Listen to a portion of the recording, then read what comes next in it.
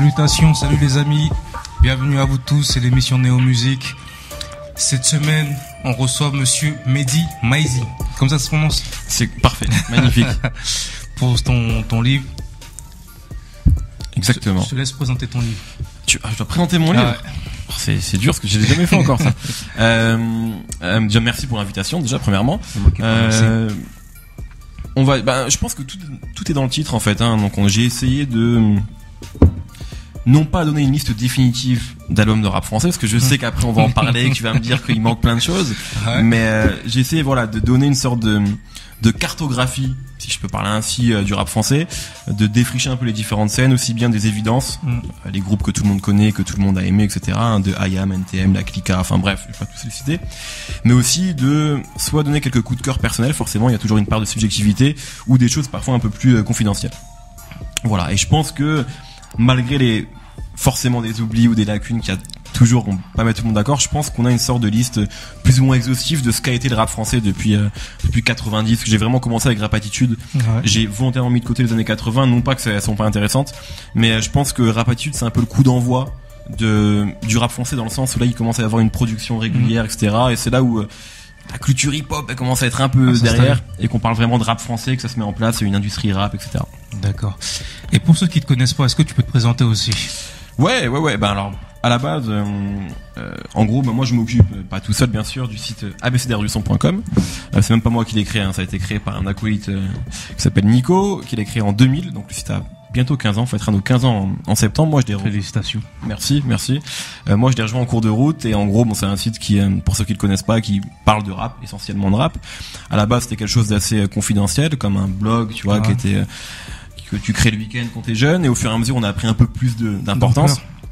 Et aujourd'hui, je pense qu'on est reconnu comme un des médias rap. Il y en a plein d'autres, hein. On est loin d'être le plus gros, ni le plus important, ni les seuls. Mais voilà. Et donc, ouais, moi, je m'occupe, on va dire que aujourd'hui, c'est pas vraiment officiel. Il y a pas d'hierarchie, il y a pas de poste. Mais je fais office plus ou moins de rédacteur en chef adjoint. Et je m'occupe aussi de l'émission ABCDR du son. T'es la tête d'affiche parce que il y a que toi qu'on voit, en fait. Parce que les autres veulent pas se montrer. Ah ouais. Ils sont moins beaux, ils sont pas beaux. Non, je plaisante. Non, parce que les autres, en fait, il y a aussi deux choses, c'est que ça demande beaucoup de temps. En fait, aujourd'hui, on est parti sur un projet, parce que les émissions, par exemple, c'est à cause de ça qu'on voit, c'est un partenariat avec Dailymotion, et on s'est engagé sur une fréquence de diffusion, etc. C'est un vrai partenariat avec un minimum de contraintes, et donc ça prend du temps. Et tout le monde peut pas consacrer autant de temps à ce projet-là. Donc à la base, on était deux avec Nico. Lui, par la force des choses, a eu moins de temps à consacrer à tout ça.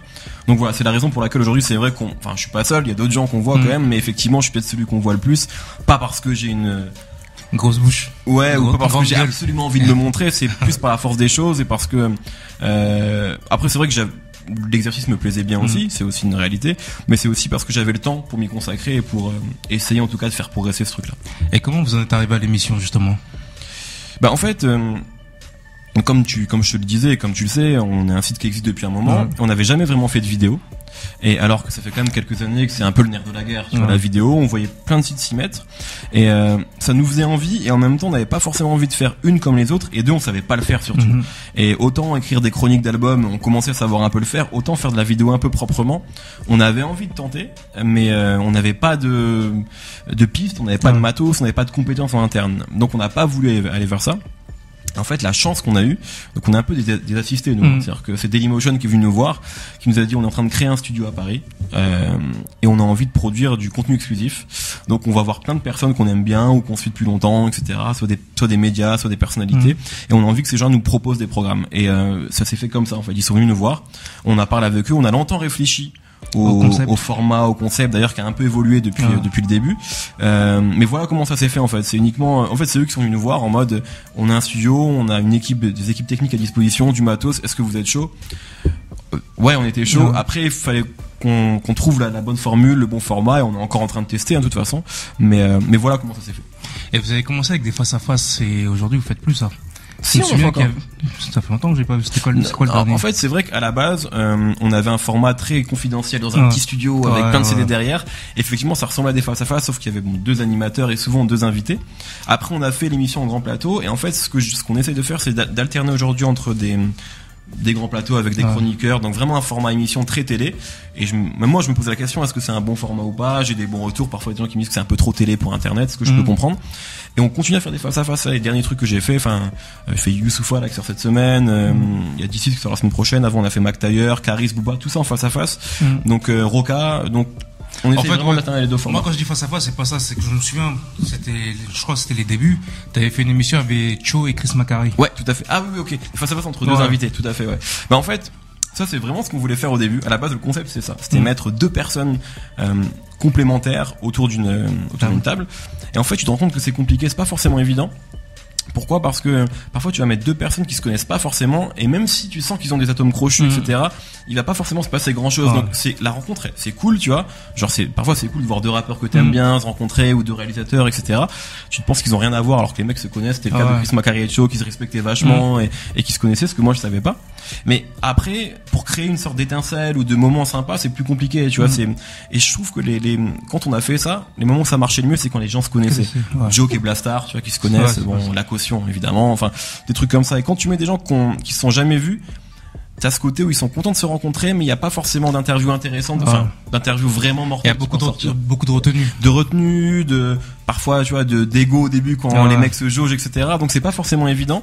Et c'est plus simple d'avoir quelqu'un seul. Mais après, franchement, j'exclus pas le fait de continuer à faire ça. Et j'aimerais bien faire des tables rondes avec d'autres invités. Mais je pense qu'il faut trouver le bon format et le bon angle pour ça. Et on peut encore réfléchir à ça. On l'a pas forcément encore trouvé. Ok. C'est l'heure de la première coupure. On revient tout de suite après ça.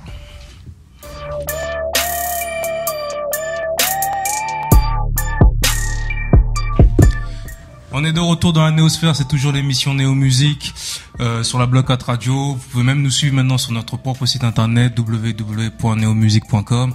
Il y a le site internet Bloc 4 Musique aussi, www.bloc4-musique.com. On est toujours accompagné de Mehdi Maizi pour le rap français, une exploration en 100 albums. Et vous pouvez aussi vous connecter sur le site ABCDR du hip-hop. Du son. J'y jamais allé en fait. Franchement, ton site, je le saignais au départ. Au début, je le saignais beaucoup. Et c'est vrai que maintenant, j'ai un peu moins de temps d'aller sur le site. Je t'en veux pas. Mais je trouvais que vous aviez des interviews qui étaient pas mal intéressantes. Okay. Ouais. Mais maintenant, c'est vrai, j'y vais. Maintenant tu fais tes interviews, tu snobs les autres, c'est ça? Non, parce que je regarde tes émissions. Non, je fais ça. Je regarde tes émissions. La dernière que j'ai vue, c'était avec Al Capote que j'avais vraiment bien aimé. C'est un personnage. C'est un personnage. Ouais. Pour revenir à ton album, comme tu le disais, t'as choisi des albums. Ouais. Moi, tu vois, déjà faire un livre comme ça où c'est toi qui choisis des albums. Il y aura toujours des gens qui diront t'as oublié ceci, t'as oublié ça. C'est clair. Mais ça, je le savais, bien sûr. Ouais. Moi, je t'ai ramené quelques CD qui, pour moi, je pense, méritaient d'avoir leur place dedans. Mais je pense que pour moi aussi, je vais être d'accord avec toi, mais allons-y. Opération Freestyle. Ça, les gens écoutent. Si t'es un vrai, tu dois connaître cette compilation. Tu l'as écouté? Bien sûr. Mais je les ai vus, tu sais, d'avant, je les ai tous écoutés. Mais oui, bien sûr, je l'ai écouté. Oui, non, mais c'est un classique de fou. Après, il y a des, et je pense que ça vaudra pour tout ce dont on parle, dont je vais parler après, mais on peut parler de ce disque qui est mortel. Mais, en fait, j'ai mis beaucoup de compilations dans le livre, et c'est vrai qu'il y a aussi dans les années 90, il y a un moment il y a eu une sorte forme un peu d'âge d'or du format compilation, et du coup j'en ai mis pas mal de la BO de la haine jusqu'à Première Classe, etc. J'aurais même pu en mettre quelques-unes qui sont sorties dans les années 2000. Et donc après il a fallu faire des choix. Code Killer, j'en parle dans des chroniques, dans celle de Metake Emma, dans celle de la haine, etc. Dans pas mal de, donc il est quand même présent en filigrane tout le long du livre. Mais évidemment que j'aurais pu mettre ce projet qui pour certains est archi important. J'ai mis Code Killer, j'ai mis Opération Freestyle parce que voilà, pour moi ça me parlait, mais il a fait d'autres choses, mais bon. Oui, bien sûr. Non, mais moi je suis d'accord avec ça. Après, il y a Passy, les tentations. Tu cites Stomy, mais tu cites pas Passy. Faut m'expliquer. Mais alors, en fait, je vais aussi dire quelque chose que j'ai dit dans 2 interviews. Ce qui est intéressant en fait, c'est que tu vois, quand j'ai dit au début, je parlais avec des gens, je leur disais je vais faire un livre sur 100 albums de rap français, et là on me disait 100 albums de rap français, mais il y en a même pas 100 qui sont bons, il y en a 30, 40, tu vois. Et beaucoup de gens m'ont dit ça. Qui t'a dit ça? Plein de gens. Franchement, énormément de gens. Je te jure, vraiment énormément de gens, aussi bien des gens qui connaissent le rap que des gens qui connaissent pas forcément le rap, qui m'ont dit mais 30 30 bons disques de rap français, ok, mais 100, jamais de la vie. Et moi, je leur disais, mais je peux en mettre 150, je peux en mettre 200. Et donc, maintenant que le livre est sorti, il y a plein de gens qui me disent, ouais, la liste, franchement, elle est cool, je suis assez d'accord. Par contre, t'as pas mis ça. Et moi, je leur dis, mais vous avez entièrement raison. Et ça veut dire qu'en fait, le rap français, il a gagné, en fait. C'est-à-dire que ça veut dire qu'on a produit plein de très bons disques, qu'on continue à en produire. Et si, heureusement qu'il y a des gens qui me disent, que personne n'est entièrement d'accord, que chacun va ramener ses coups de cœur, etc. Et après, moi, du coup, pour essayer, parce que j'ai couché ma liste, les Tentations, il y était à la base, comme d'autres que tu vas sûrement montrer après. Salif, tu m'as dit que tu l'as lié. Salif, attention. J'ai dû rater. Salif, il y est, bien sûr. T'as pas mis NAP? J'ai pas mis NAP, non. La fin du monde. J'aurais, mais voilà. 113. J'ai mis le Prince de la Ville. T'as pas mis Nibala. Ça, c'est le premier, ça. Effectivement, oui, bien sûr. En fait, c'est là où tu découvres le 113 quand même. Ouais, mais après, en fait, j'ai voulu faire un disque par artiste. Pour pas avoir mettre toute la discographie d'artistes. Tout Booba, enfin, pas tout Booba, mais tu as plusieurs disques de Booba, plusieurs disques d'Ayam, ou plusieurs disques du 113. Je pense que quand même dans l'histoire du 113, les Princes de la Ville, ça veut dire quelque chose de supplémentaire. C'est une victoire de la musique, c'est un classique de fou musicalement. Il y avait vraiment des choses qui étaient nouvelles. Ouais, DJ Mehdi au top. Enfin, c'est incroyable. Il y avait plein de choses différentes. Donc, je pense que j'aurais pu mettre celui-là. Franchement, d'ailleurs, je me suis posé la question sur des disques. Parfois, j'ai mis les gros classiques de certains artistes. Parfois, je l'ai pas fait parce que je trouvais que c'était intéressant, que ça racontait une autre histoire d'en mettre un autre. Bon, Booba, par exemple, j'ai mis Temps Mort, j'ai mis Boisside plutôt que Temps Mort. Parce que certains m'ont dit, mais c'est pas possible. Ouais, pourquoi d'ailleurs, Parce que moi, je trouve que, bon, Temps Mort, classique de ces classiques. Panthéon, c'est un très très grand disque sur lesquels les gens reviennent beaucoup maintenant, donc j'aurais pu mettre Panthéon aussi. J'ai mis Westside, pourquoi? Parce qu'à mon avis il raconte en fait c'est un peu l'apogée de Booba en tant que vraiment rappeur solo, tu vois, c'est là où même en termes d'écriture, enfin sur Temps Mort il était très très fort, mais sur Westside il y a un côté écriture, je suis pas d'accord avec toi. Temps Mort au niveau écriture, Booba il était au max du max. Il était au max, pour moi sur Westside il était au max du max. Ah ouais? En fait pour moi sur Westside il y a genre chaque ligne, c'est une punchline de dingue. Genre, franchement, je crois qu'il y a pas une seule rime qui est en dessous de, il est vraiment, je le trouve, un peu sur un nuage à ce moment-là, mais sur Temps Mort aussi, franchement, enfin, même sur Mauvais Oeil aussi, tu vois, je veux dire, voilà. Après, moi, j'ai fait un choix parce que j'étais peut-être qu'au moment où j'écoutais Westside, ça m'a encore plus marqué qu'avec Temps Mort. Pour Temps Mort, je l'avais beaucoup saigné. Donc voilà, après, c'est des choix personnels, parfois, voilà, qui rentrent en compte. Et juste pour t'amener avec ça, t'as pas mis du Monsieur R. Non, j'ai pas mis Monsieur R. T'as pas mis t'as mis 2 balles de nec, mais y a pas de représentant du ménage à 3. Effectivement. Ouais. Mais il y a plein d'autres choses. Je vais commencer à défendre mon livre. Il y a plein d'autres choses. Il y a des rappeurs parfois plus confidentiels. Moi après, à titre personnel, et là ça n'engage évidemment que moi, cet album de Monsieur... à partir du moment où tu sors ton livre, il y a toujours des rappeurs qui vont dire mais il m'a pas mis dedans, c'est normal, et c'est le jeu, et moi j'entends très bien, et en plus dans la plupart de ces disques que tu montres, il y a pas mal de disques que j'ai énormément écouté. Moi c'est un crève-cœur, hein. Il y a des disques que j'ai pas mis au dernier moment, j'ai pas mis le Scarlatitude de Nubie, alors que j'allais le ramener, alors que je l'ai saigné de dingue. En fait je l'avais, la chronique elle est écrite, hein. Mais c'est le truc elle est écrit, il y a pas de problème. Et en fait à un moment, par rapport à, pour qu'il y ait un équilibre, par rapport à certains disques, je me suis dit peut-être que ça raconte davantage quelque chose de mettre celui-ci plutôt que celui-là. Du coup, je l'ai enlevé. Mais j'étais dégoûté. J'en ai pas dormi. J'ai fait une nuit blanche à cause de ça. Donc c'est juste pour dire qu'il y a voilà, moi le premier frustré sur un exercice comme celui-là, c'est moi, parce que comme tous les gens qui ont lu le livre et qui vont le lire, je suis un fou de rap français, j'en ai écouté beaucoup, j'en écoute encore beaucoup. Donc voilà, mais c'est le jeu, et voilà, après il y a des disques que j'ai moins écoutés que d'autres qui moi me parlent moins. Il y a aussi des choses, parfois je me suis replongé dans les disques et je me suis rendu compte que parfois ça vieillissait pas toujours très bien, ou qu'il y a des choses que j'ai il y en a beaucoup qui vieillissent mal. Ouais, il y en a que j'ai kiffé à l'époque que je kiffe pas aujourd'hui, où je trouve que c'est pas si bien écrit que ça, et d'autres au contraire où je les ai écoutés, je me suis dit mais ça, pour l'époque ça défonçait. Donc KDD, une couleur de plus au drapeau. Effectivement, mais après il y a d'autres choses que j'ai mises où on m'a dit c'est étonnant que tu l'aies mis. Je pense à Soul Shock, je pense au Célèbre Boza, je pense même au Little, tu vois, c'est un groupe. Célèbre Boza, ça m'a étonné. Tu vois, même que t'aies mis Mala, ça m'a étonné aussi. Après ça c'est des choix très personnels et assez subjectifs, mais bon c'est là aussi où je pense que c'est, à mon avis, ce qui est intéressant dans un exercice comme celui-ci, c'est si je fais la liste la plus académique possible, celle qui va essayer de mettre tout le monde d'accord. Déjà, je vais pas mettre tout le monde d'accord, c'est impossible. Et deux, ça me ressemblera pas. Donc moi je pense que c'est important de mettre Mala pour moi, parce que ça reflète aussi les goûts de l'auteur, et peut-être que je vais pas le mettre au détriment de quelque chose qui va plaire à beaucoup plus de monde, mais c'est le jeu quoi, et c'est aussi là où je pense c'est là où j'apporte ma petite touche. Rap français, Exploration en 100 albums. On revient tout de suite après ça.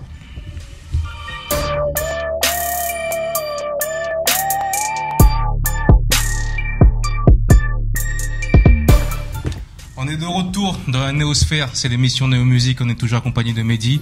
Comme vous le voyez, Max Pen n'est toujours pas là. Mehdi, alors que j'étais venu pour lui. Il est très déçu, tu vois, il est très déçu. Je lui en veux. Il va venir quand ça sera fini, mais c'est pas grave. Mehdi, aujourd'hui, qu'est-ce que tu écoutes rapologiquement parlant? Rap français? Ou rap américain, c'est... Ah là, en arrivant chez vous, j'écoutais... Ça pour qui? Non, j'écoutais le Boozy Badass là, l'album de Boozy qui est incroyable, le King Louis, Drill Illuminati 3. J'écoutais ça, mais sinon là en rap français, parce que je sais que t'as envie qu'on parle de rap français, j'écoute beaucoup ces derniers temps. Déjà, je trouve que 2015 c'est une année qui est mortelle pour le moment, vraiment. Autant 2014, même s'il y avait eu de bonnes choses, mais c'était un peu pauvre. Enfin. J'avais pas forcément trouvé mon quasiment des sorties toutes les semaines, toutes les 2 semaines. C'est clair. Et ce qui est génial, ce qui est intéressant, c'est que t'as aussi bien des grosses têtes d'affiche que des gens plus underground, que des jeunes, des anciens qui reviennent. Et à chaque fois, il y a des choses intéressantes. Donc là, en rap français, j'ai écouté quasiment tout ce qui sort. Enfin, j'essaie de me tenir le plus possible au courant. J'ai beaucoup aimé. J'ai découvert un groupe, comme beaucoup de gens, je suis pas le seul, qui s'appelle PNL, donc un groupe du 91. Sorti un projet qui s'appelle Que la famille. Et je trouve ça incroyable. Ah ouais. Vraiment. Le projet de Joe Lucas, qui est sorti en début d'année, No Name. Ah ouais. J'ai beaucoup écouté. Le Al Capote, qui est sorti il y a pas longtemps, je l'ai beaucoup écouté. En fait, je vais oublier des choses, mais il faudrait que je prenne mon téléphone. Et mais, vas-y. Je voulais te couper. Qu'est-ce que tu penses du fait que il y a beaucoup de sorties, mais il y a peu de ventes? Je pense que j'avais publié un statut par rapport à ça justement. Est-ce que tu penses qu'il y a encore un public français, rap français aujourd'hui? Bah, il y a des exemples qui prouvent qu'il y a encore un public français. Lino, qui sort un album en début d'année, qui est un rappeur qui a 40 ans. Donc pour beaucoup de gens, le rap quand t'as 40 ans c'est fini. Ouais. Il a prouvé que non. Je veux dire, ce qui se passe avec Lino, c'est vachement encourageant. Après on n'aime pas l'album, mais ce qui se passe c'est vachement encourageant pour plein de rappeurs, dans le sens où ça veut dire que tu peux être âgé entre guillemets, parce que dans la vie 40 ans c'est cool, hein, t'es pas vieux. Mais dans le rap c'est super âgé, et t'as 40 ans, tu vends des disques et tu tournes. Donc là c'est une nouvelle carrière presque pour Lino. Et dans d'autres registres, t'as des rappeurs très jeunes qui ont pas du tout la carrière de Lino, qui vendent des disques. Je pense à Gradure par exemple. Gradure, il est arrivé, il a mis une grosse claque un peu à l'industrie musicale, ils vendent des disques. Et il y en a d'autres, je sais pas moi, on dit que Caris c'est un échec, n'empêche que Caris la première semaine il a vendu je crois un truc comme 15 000 ventes. C'est pas dégueulasse. C'est pas dégueulasse, mais quand tu te compares à ce qu'il a fait auparavant, tu te dis que c'est... Après je pense qu'il y a plein de raisons qui font qu'il a fait moins, mais en tout cas, il y a des exemples, il y a des rappeurs qui, même demi-portion, dans un registre complètement différent, le mec il est pas dans le rap game, etc. Lui, c'est, pour moi, c'est l'album de l'année, des questions ventes, parce que sans réelle promotion. Exactement. Il arrive à... Exactement. Donc tu vois, je pense qu'il y a, dire qu'il y a plus de public, je pense que c'est pas vrai. Déjà, pour 2 raisons. Parce qu'il y a des rappeurs quand même qui vendent, et demi-portion, tu sens qu'il a vraiment construit un vrai public autour de lui, un public qui a soutenu le projet, et c'est important. Et il y a aussi plein de concerts, moi, tous les concerts de rap que je fais, c'est plein. C'est-à-dire que, prenons la MZ par exemple, ils ont sorti leur album dans des conditions à mon avis un peu chaotiques. Je pense que ça a été, la date de sortie elle a été avancée, c'est un peu dommage. Ils ont pas fait de grosses ventes, par contre leurs concerts ils sont archi pleins. Là je pense qu'ils vont tourner un peu partout.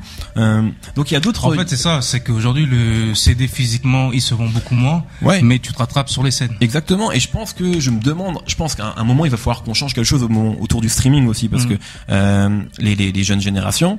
Et c'est normal. D'ailleurs, moi aussi de plus en plus. Je suis pas si vieux que ça, mais je suis plus tout jeune non plus. Et j'écoute souvent de la musique sur YouTube. J'écoute souvent de la musique sur Spotify, etc. Et moi, je vois les gamins, etc. J'ai mon coloc qui est prof de sport, tu vois.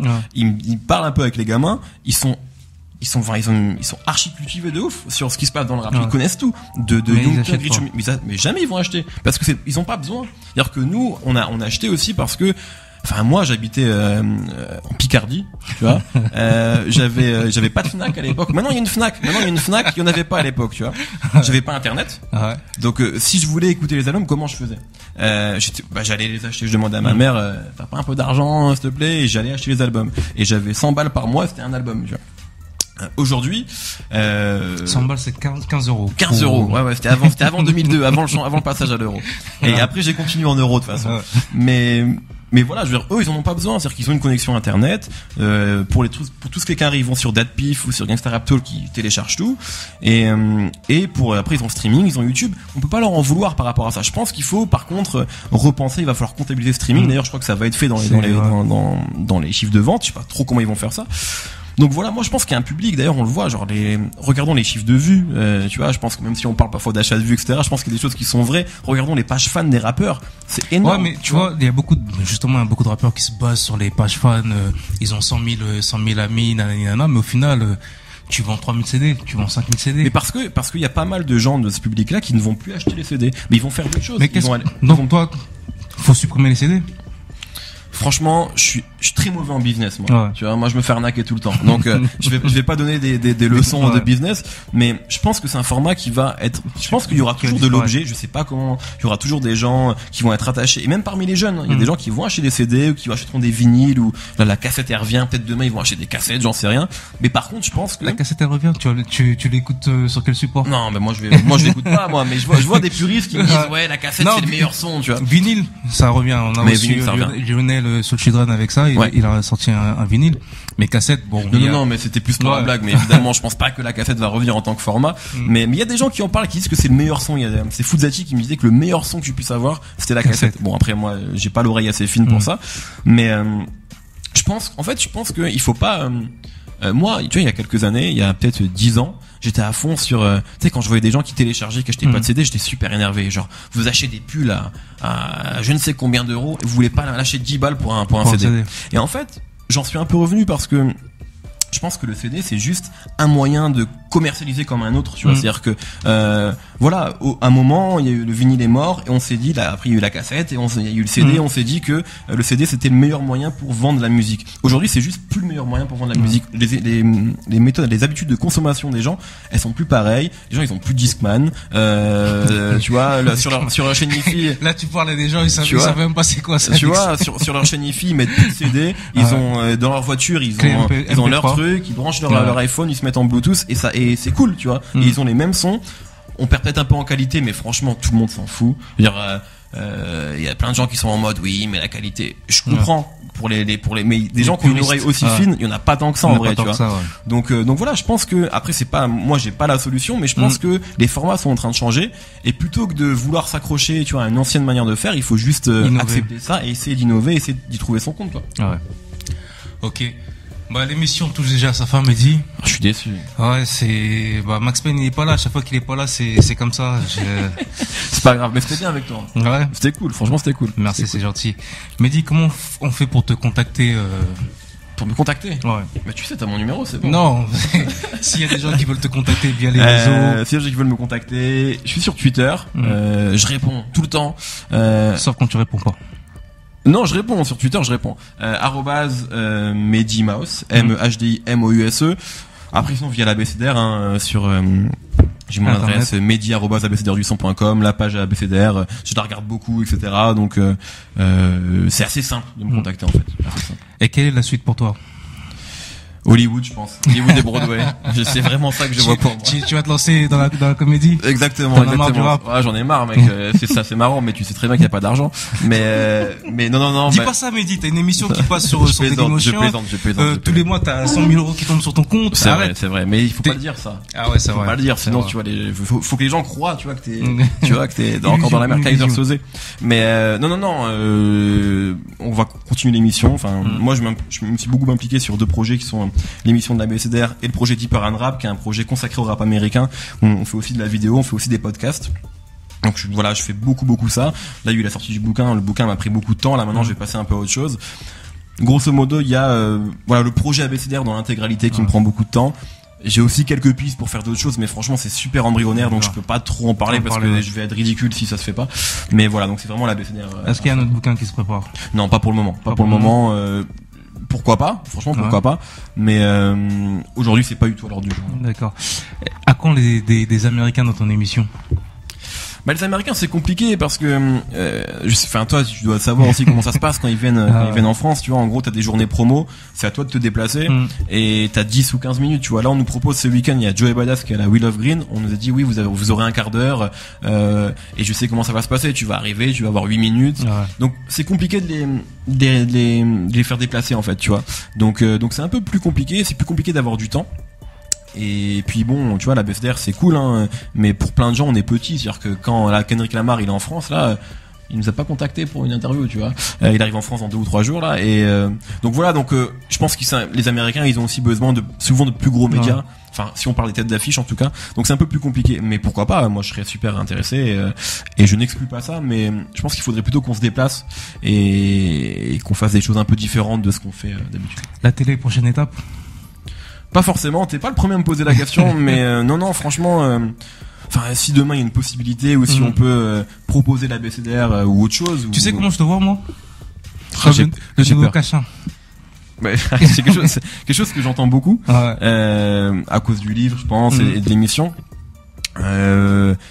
Honnêtement, parce qu'il y a plein de gens en fait qui me disent ça et qui veulent que je dise du mal d'Olivier Cachin, tu sais, en mode. Non, c'est pas. Non, mais pour moi, c'est. Je sais très bien que c'est pas du tout, mais je le dis parce que c'est l'occasion de le dire aussi, parce qu'il y a plein de gens qui font, oui, ça fait enfin quelqu'un qui est pas Olivier Cachin qui écrit un livre, enfin quelqu'un qui est, ou parfois quand des télés m'appellent, c'est pour des reportages ou des témoignages, ça arrive de plus en plus. Je t'ai vu la dernière fois, c'était sur M6, je crois. Ouais, c'est possible, ouais, où ils me disent, oui, on veut changer un peu enfin, c'est bien de pas avoir les mêmes experts, etc. Le terme d'expert, je le revendique pas, mais moi vraiment franchement c'est l'occasion de le dire, donc je le dis, j'ai beaucoup de respect pour tout le parcours d'Olivier Cachin, etc. J'ai pas eu tout ce discours que certains parfois vont me prêter par défaut en mode oui, il est temps que ces gens-là s'en aillent et que nous on leur prenne la place. Ouais. C'est pas du tout ça. Maintenant, honnêtement, si tu me dis demain, si tu me vois comme ça, je te dis merci. Moi, sa carrière, elle est cool, elle est vachement respectable. C'est un mec, mine de rien, qui a une légitimité, qui a fait plein de choses, qui a animé Rapaille pendant 3 ans, qui a écrit plein de bouquins, qui est respecté par plein de rappeurs.